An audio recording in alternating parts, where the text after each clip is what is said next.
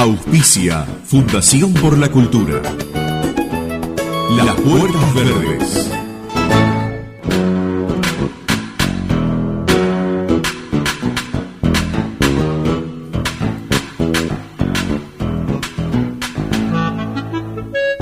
Brillaba el sol como solo puede hacerlo en cielo sureño.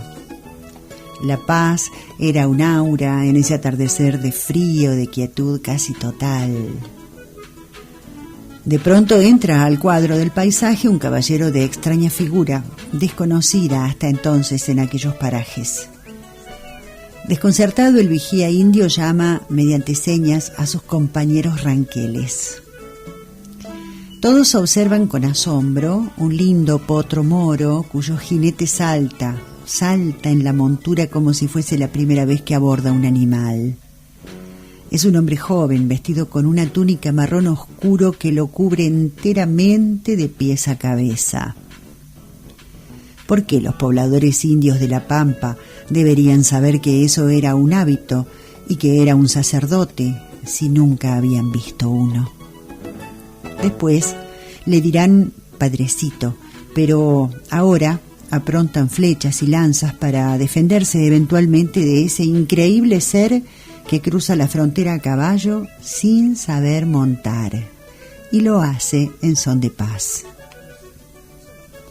Marcos Donati había nacido en la región de Reggio Emilia, la misma donde 2 décadas antes asomaba a la vida el genio de Giuseppe Verdi. En el pueblo de Cerredolo abundaban cabras, ovejas, vacas, pero no caballos. Y claro que Marcos Donati no sabía montar.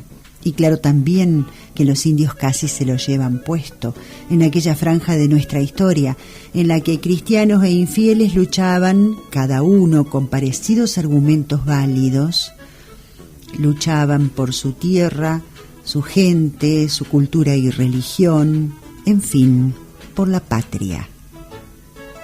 Tenía 25 años, el italianito, cuando llegó a Río Cuarto. Ya había sido ordenado bajo el manto de la Orden del Poverello de Asís. Venía junto a 11 sacerdotes con un sueño, con una misión, llevar la palabra del Dios católico a quienes no la conocían.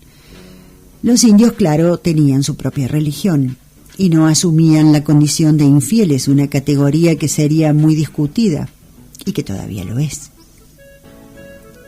Apenas llegado el franciscano Donati, se instaló junto a los demás en una choza miserable. Se llovía. Durante años cubrieron sus necesidades mínimas gracias a los vecinos del Río Cuarto que tanto habían hecho para que finalmente llegaran sacerdotes a la frontera olvidada. Y corría 1856 cuando el joven Marcos subió por primera vez a un caballo y se largó solo a tierra adentro, invocando la protección de la Virgen de las Mercedes. Ese sería el comienzo de su tarea evangelizadora, en la que puso cuerpo y alma. Después se adentró varias veces en tierras, después de aquella primera vez, se adentró varias veces en tierras mapuches, con valentía, claro. Se ganó la confianza, se ganó el afecto de los aborígenes. Mientras el país se desgarraba en luchas civiles y los ecos sangrientos llegaban a la frontera, ya de por sí un lugar de tensiones, de peligro, de desamparo. En 1870, Fray Donati acompaña a Lucio B. Mansilla en su famosa excursión a los indios ranqueles y oficia la primera misa en las tolderías de Leubucó, en un ranchito que arregló lo mejor que pudo. Después diría el cacique Mariano Rosas, o Panguitrus War, que los únicos que le inspiraron confianza en aquella oportunidad, en aquella excursión, fueron los franciscanos, varones pacíficos que ni cuchillo cargan, decía. Junto con sus obligaciones conventuales, es incesante la tarea que hace Donati de rescate de cautivos, tanto blancos como indios, que hubo de los dos lados.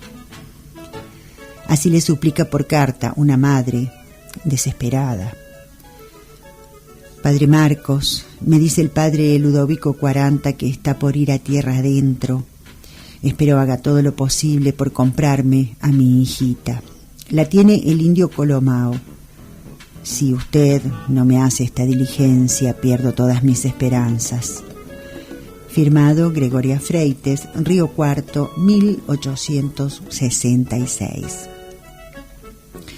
Bueno, cuando Fray Marcos entendió después de años que no iba a ser posible cumplir su sueño de establecer una reducción en tierra adentro, porque la paz entre indios y cristianos no llegaba, porque los naipes ya estaban marcados y la etnia aborigen estaba agonizando, entonces decidió irse al Fuerte Sarmiento, actual Villa Mercedes, en San Luis, plena frontera, y organizar ahí, en el Fuerte Sarmiento, una misión. Hizo todo con sus manos, siempre los recursos escasos. Durante años se puso al hombro la reducción, creó escuelas para las chinas, así les decían a las indias. Enseñó a los varones a sembrar, a cosechar y aprendieron a guardar para el invierno, a leer y escribir, a negociar sus productos. Pero ya los campos de la región estaban poblándose, ya la campaña de Roca había desalojado con violencia a los primitivos pobladores indios y Fray Donati se consideraba, con amargura, un catequista ambulante. Lo nombraron en Río Cuarto nuevamente prefecto de misiones. Ya el convento de San Francisco había pasado a ser colegio apostólico de propaganda fide, en la misma manzana que hoy ocupa el colegio y el convento San Buenaventura.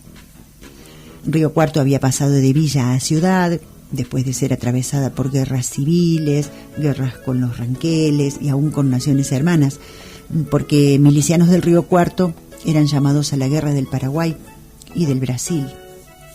No querían ir, dicho sea de paso. Para ese entonces, el padrecito Marcos se había entrevistado con varios presidentes de la nación. Siempre buscaba la paz entre blancos e indios y siempre defendió los derechos de los aborígenes contra la prepotencia huinca. Por cierto, a esa altura ya sabía montar con donaire, pero ya su vida intensa, asignada por el trabajo, por el esfuerzo, por la compasión hacia los más débiles, esa existencia ya se apagaba, presa de la enfermedad. Y es tan difícil resumir su acción incansable, sus maneras afables, compasivas, justicieras de algún modo. Fray Marcos Donati enferma, muere en Buenos Aires, quizá en el aire de abril de 1895, ese día, haya sonado el requiem que su compatriota Verdi había compuesto ya unos años antes. Río Cuarto y la región le rinden tributo a Fray Marcos Donati.